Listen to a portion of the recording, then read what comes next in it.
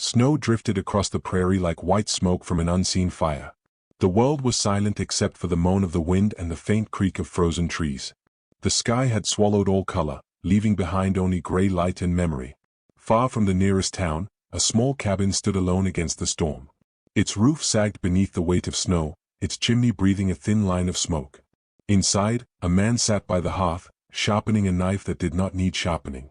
His name was Eli Carter, 30 years old, quiet as the land he lived on. He had stopped waiting for things years ago. Outside, the storm thickened, swallowing the plains whole.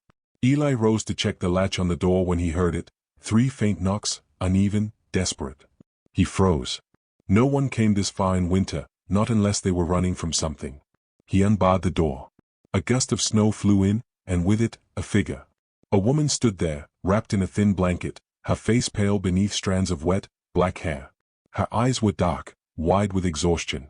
Her lips trembled as she spoke. "I lost my husband today, can you give me shelter for tonight?" Eli said nothing. His breath hung between them, fog in the cold air. Then he stepped aside. She entered, slow and cautious, as though she might melt under the heat of the fire. Her blanket steamed, drops of melted snow trailing across the floorboards. Eli shut the door, and the wind's howl faded into muffled distance. He poured her coffee from the pot on the stove.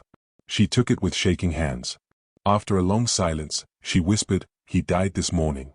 Fever took him by the river." Her voice barely held together. "They wouldn't help us. The settlers said we were bringing sickness." Eli didn't ask who they were. He knew the type, men who measured mercy by color and coin. "You buried him?" She nodded. "With my hands." He stared into the fire. He'd buried things too, dreams, faces, pieces of himself. Grief had a shape, and he recognized it in the way she sat, straight-backed, silent, as though she might crumble if she moved too fast. "What's your name?" he asked quietly. "Ayanna," she said. "My mother named me for springtime." He gave a faint nod. "Eli." Outside, the storm thickened. The wind clawed at the cabin, searching for weakness.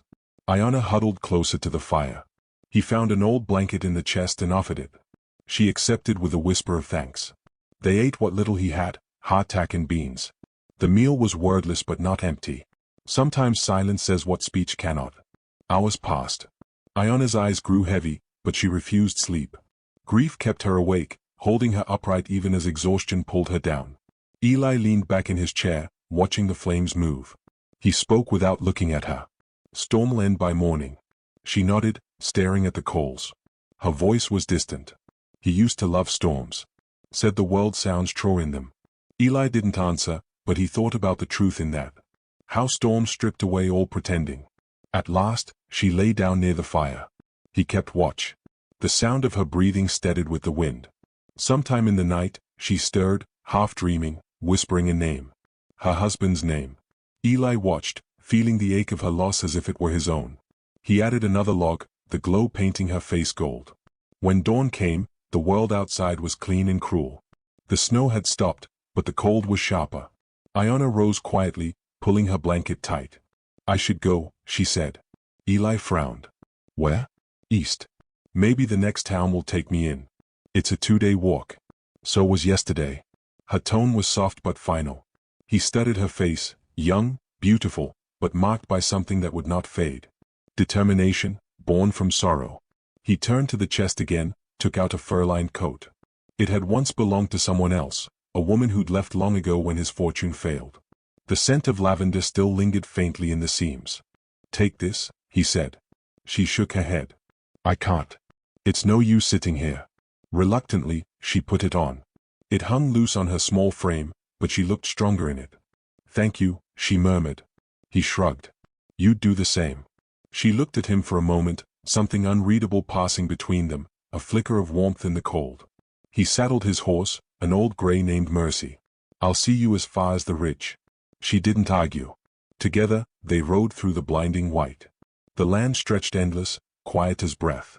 Ayanna spoke softly as they went. "He taught me the names of the stars," she said.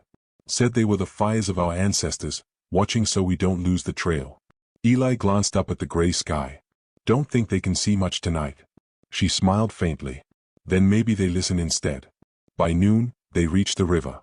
The bridge that crossed it was half gone, planks torn away by the storm, ropes hanging loose. The water below churned black and cold. "We'll have to wait till the ice settles," Eli said. "There's an old shack up the hill." They turned back, finding shelter in a collapsed mining cabin, walls leaning, roof sagging, but enough to keep the wind at bay. Inside, dust danced in the lantern light. Iona sat near the hearth as Eli sparked a small fire. She pulled from her satchel a small wooden carving, a bird with open wings. "He made it for me," she said. "Said it would always know the way home." Eli studied the carving, then her face. "You believe that?" She looked at the fire, eyes glistening. "I have to." The roof creaked above them. Snow slid down in waves, hissing against the outside wall. Iona shivered and drew the coat closer. "You ever been married?" she asked suddenly. Eli hesitated.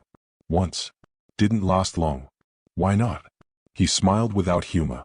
She wanted a life that didn't freeze every winter. Iona nodded, understanding in her eyes. Maybe she just didn't know how to stay warm alone. Her words lingered in the dim air. For a long while, they said nothing more. Then the sound came, sharp, sudden, splintering wood. The beam above them cracked under the weight of snow. Eli moved instinctively, grabbing her arm, pulling her clear as the roof caved in. Snow poured down in a white wave, the lantern snuffed out. Darkness swallowed them, the only sound their breathing. Eli's arm burned where the wood had caught him. Iona struck a match, its small flame trembling. "You're bleeding," she said. "It's nothing." She tore a strip from the coat's lining and wrapped his arm, her hands firm and quick. When she tied the knot, she looked at him, eyes steady. "You could have been killed. So could you." They were close now, faces inches apart, breath mingling in the cold.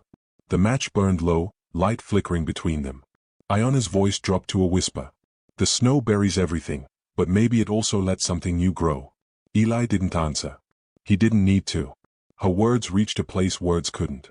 When the light died, they sat together in the dark, the storm fading outside. It was not love that filled the silence, it was something quieter, deeper. Understanding. By morning, the sky had cleared. The world glittered, endless and bright. The bridge below was frozen solid now, the river subdued beneath its glassy skin. Iona gathered her things. Eli watched her in silence.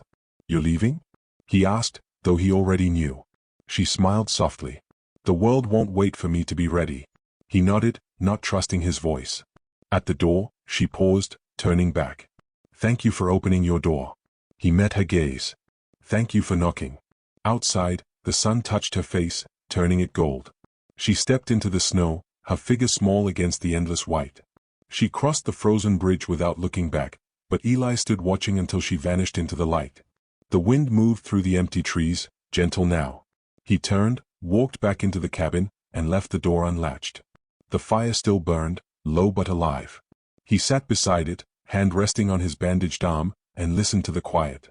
For the first time in many winters, it did not sound empty. He looked toward the door, the snow drifting in soft and slow. The world outside had changed, or maybe he had. Sometimes, he thought, the bravest thing a heart can do is open once more.